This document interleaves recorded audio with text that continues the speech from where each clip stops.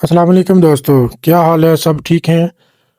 जी जनाब, मेरा वर्ल्ड का टूर स्टार्ट हो चुका है तो सोचा क्यों ना आपके साथ इसका एक्सपीरियंस शेयर किया जाए। सियालकोट एयरपोर्ट कहने को तो घर का एयरपोर्ट है, लेकिन वही तंजिया सवाल, कहाँ जा रहे हो, क्यों जा रहे हो, वीज़ा है पास, कितने दिन के लिए जा रहे हो, फिर वापसी की फ़्लाइट कब है, ये सारा चलता रहता है। और खैर डॉक्यूमेंट आपके पास हों तो सब क्लियर हो ही जाता है। माशाल्लाह अल्हम्दुलिल्लाह से जी। तो सियालकोट से फ़्लाइट के बाद मैं दुबई पहुंचा, और सच बताऊं तो दुबई पहुंचते ही एक अलग ही दुनिया में बंदा आ जाता है। हर तरफ लाइट्स, बड़ी बड़ी स्क्रीनें और हर मुल्क के लोग। वाकई लगता है कि पूरी दुनिया यहाँ जमा है।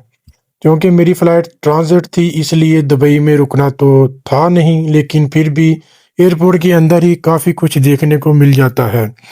इमिग्रेशन यहाँ अल्हम्दुलिल्लाह स्मूथली रही, क्योंकि ट्रांजिट था तो बस साइन बोर्ड फॉलो किए और नेक्स्ट नेक्स्ट गेट की तरफ रवाना हो गया। दुबई एयरपोर्ट का एक मज़ा ये है कि यहाँ ट्रांजिट के दौरान वक्त का पता ही नहीं चलता। कहीं कॉफ़ी की खुशबू, कहीं शॉपिंग एरिया, कहीं लोग सो रहे हैं, कहीं लोग फ्लाइट के इंतज़ार में हैं, वी लोग बना रहे हैं, बल्कि लाइव सीन चल रहा होता है। मेरा भी यही प्लान था, थोड़ा सा रिलैक्स करूं, फ़ोन चार्ज करूं और अगली फ़्लाइट के लिए खुद को फ्रेश रखूं, क्योंकि आगे का सफ़र लंबा था और मेरा नेक्स्ट डेस्टिनेशन था तुर्की। दुबई में बैठकर एक चीज़ ज़रूर फ़ील होती है कि ये जगह सिर्फ एक शहर नहीं बल्कि दुनिया का जंक्शन है। हर कोई कहीं ना कहीं जा रहा है, हर एक के पीछे एक अपनी कहानी है, बिल्कुल हमारी तरह। जब आखिरकार तुर्की की फ़्लाइट का ऐलान हुआ तो दिल में फिर वही सी एक्साइटमेंट आ गई। चलो जी, अगला लेवल शुरू होने वाला है। दुबई ने बस थोड़ी देर के लिए रोका और रिचार्ज किया और आगे के सफ़र का तैयार कर दिया।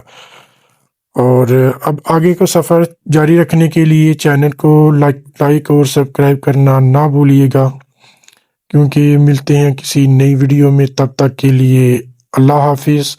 ये अभी मैं तुर्की इंटरनेशनल एयरपोर्ट की तरफ पहुंच चुका हूं।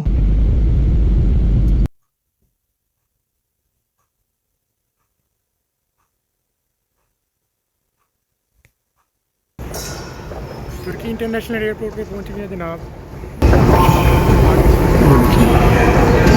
तुर्की इंटरनेशनल एयरपोर्ट अल्हम्दुलिल्लाह सेफली अराइव्ड।